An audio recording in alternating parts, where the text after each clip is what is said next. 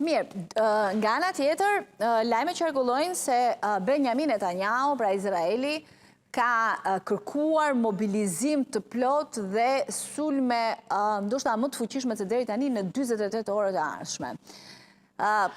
Ka ndonjë shenjë çfarë mund të ndodhë mbas 48 orësh? Është frika e një marrëveshje me Shtetet e Bashkuara, duke parë atë çfarë ndodhi me Gazën në fakt, ku Benjamin Netanyahu dhe Izraeli u detyruan nga Shtetet e Bashkuara ta pranojnë ato marrëveshje? Sa i përket Izraelit, mobilizimi që proklamon Netanyahu ose shtesa e sulmeve nuk ka në një farë kuptimit të madh, pasi pjesa më e madhe e objektiveve strategjik janë goditur, nuk ka në një objektiv çfarë mund goditet më. Tash në rast se do t'i bënin një lloj paralelizmi me rastin e Serbisë gjatë goditjeve që bëri NATO. Erdhi një moment që NATO po sulmonte objektiva të natyrës infrastrukturore, pra ura, etj. Dhe ne mund të arrijmë në këtë pikë që tash do të goditen objektiva infrastrukturore, se sa kjo do të shërbej luftës është pak e vështirë. Qëllimi i Izraelit është jo fortërëzimi i regjimit, por shkaktimi i një krize aq të madhe që ta mbajë të okupuar Iranin me probleme të brendshme. Pak a shumë i njëjti skenar që ka ndodhur, edhe pse jo me pjesëmarrjen direkte të Izraelit me atë që ka ndodhi në Siri. Dhe për këtë arsye, ndofta Izraeli ka një farë dëshire që të intensifikojë sulmet me qëllim që ta bëjë deri diku të vështirë marrëveshjen. Këtu jemi në një situatë pak të ndryshme nga Gaza. Presioni për Gazën ishte një presion i përgjithshëm dhe i natyrës kam përshtypjen humanitare, ndërkohë që për sa i përket rastit Iranit, presioni është më tepër i natyrës ndërkombëtare të aktorëve të tjerë, aleatëve ose edhe vendeve të cilat nuk marrin pjesë ose nuk duan të marrin pjesë në këtë konflikt, siç janë vendet europiane që janë tërhequr. Mirë, nga ana tjetër, duket se kemi, po them, vendet e gjirit. Gjatë ditës së djeshme dhe të pardjeshme ka qarkulluar një lajm se Arabia Saudite nuk kërkon që Shtetet e Bashkuara të japin fund kaq shpejt luftës me Iranin pa rrëzuar regjimin. Është munduar të hidhet poshtë nga ana Arabi Saudite një lajm i tillë, por mund të ketë diçka të vërtet?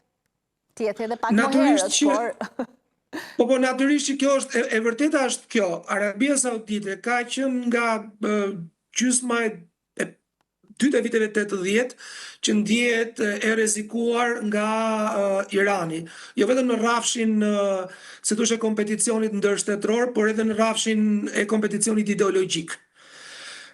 Mes dy orientimeve fetare e kështu me radhë. Dhe nga pikpamja, si thoshe, e konfliktit janë përballur në Yemen, janë përballur edhe kam përshtypjen edhe në vendet e tjera, edhe në rastin e Irakut e kështu me radhë.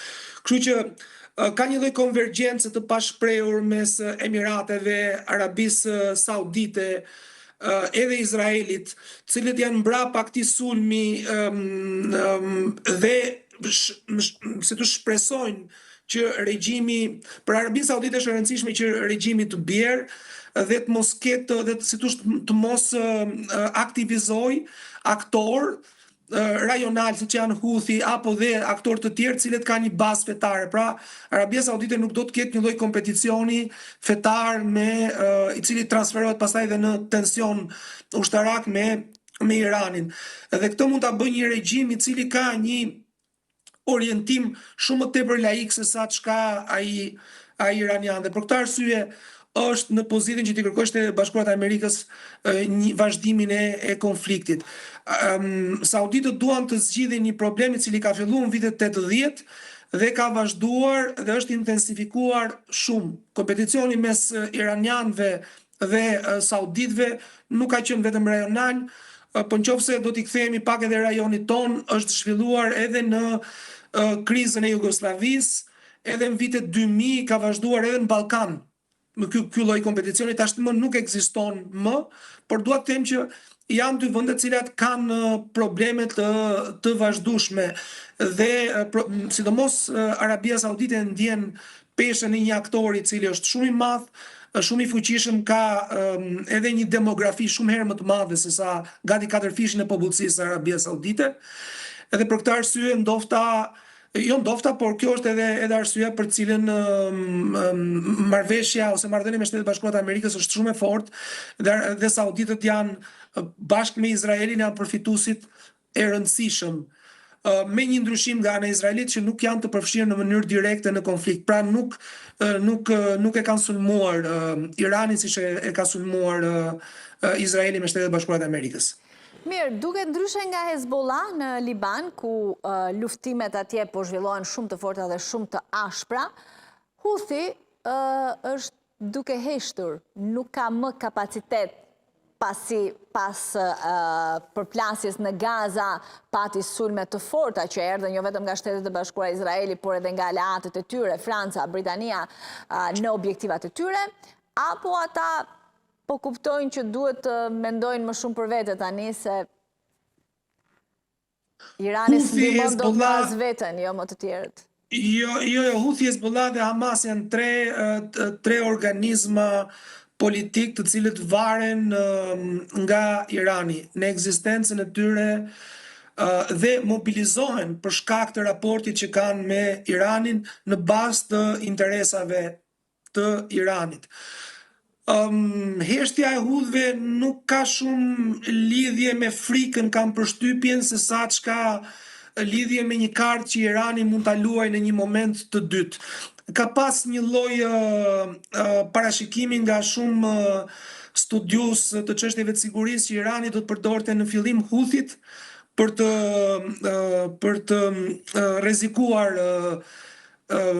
Bab el Mandebin ose daljen nga deti i Kuq, dhe më pas përdorte çështjen e Hormuzit, dhe praktikisht duke bllokuar Hormuzin dhe daljen nga deti i Kuq ose duke i vënë rrezik, Irani do të bllokonte si flukset e një pjesë të mira të naftës, si flukset e natyrës tregtare.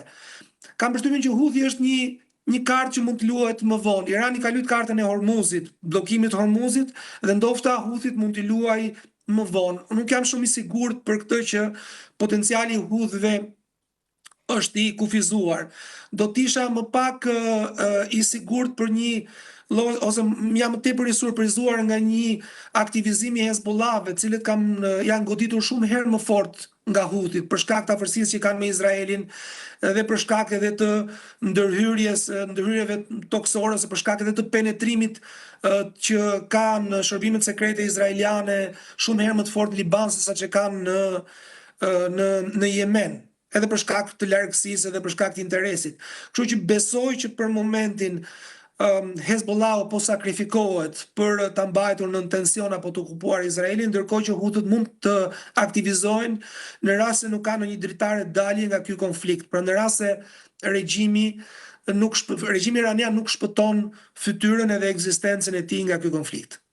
Mirë, Kina, duket se ditët e fundit kemi pasur bisedime intensive të Kinës si me Iranin, ashtu edhe me Turqinë dhe aleatë të tjerë.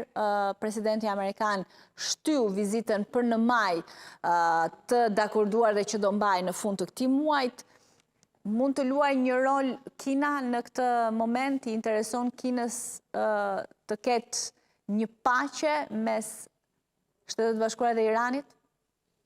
Unë besoj që si Kinës edhe Rusisë interesojnë që Shtetet Bashkuara të Amerikës të bllokohen në Iran. Në të gjitha ndërhyrjet që Shtetet Bashkuara të Amerikës kanë bërë nga Iraku e tutje, minus Afganistanin, të gjitha fuqitë kompetitore të Shtetet Bashkuara të Amerikës, si Kina, kryesisht Kina dhe Rusia, kanë shpresuar që Shtetet Bashkuara të bllokohen në Iran. Interesi kinez për momentin mund të jetë një lloj bllokimi, heqje vëmendje, sepse ndoshta në një lloj strategjie, edhe pse është e vështirë të parashikohet, të një ndërhyrje në Taiwan, Shtetet Bashkuara të Amerikës do të kenë të okupuara resurset e tyre ushtarake në teatrin e lindjes mesme dhe do duhet të tërheqin sisteme mbrojtëse dhe duke mos i garantuar kështu një mbrojtje të plot Tajvanit. Pra,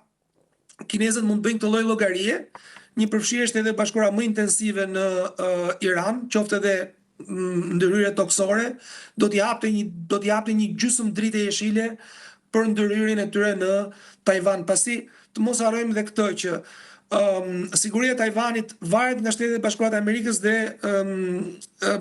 përfshirja e Koreas së Jugut me Japoninë në rast të një konflikti. Por në rast se Shtetet e Bashkuara të Amerikës tërhiqen, atëherë do të bien edhe këto dy siguritë e tjera që mund të ketë Tajvani. Dhe për këtë arsye mendoj që Kina shpreson që amerikanët të impenjohen sa më gjatë dhe sa më thellë në Iran. Sepse ka dhe diçka tjetër, sa më i dobët tjetër regjimi iranian në të ardhmen, edhe në rast se do të mbijetojë, aq më shumë i varur do të jetë nga një aktor i tretë. Këtë rol nuk e bën dot Rusia, se s'ka fuqi ekonomike, dhe për ringritjen iraniane do duhen kapitalet huaja që do të jenë padyshim kapitale kineze. Klidi, faleminderit shumë. Ditë të mbar. Faleminderit juve. Gjithë mirat. Shkëputëm për një hapësirë publicitare.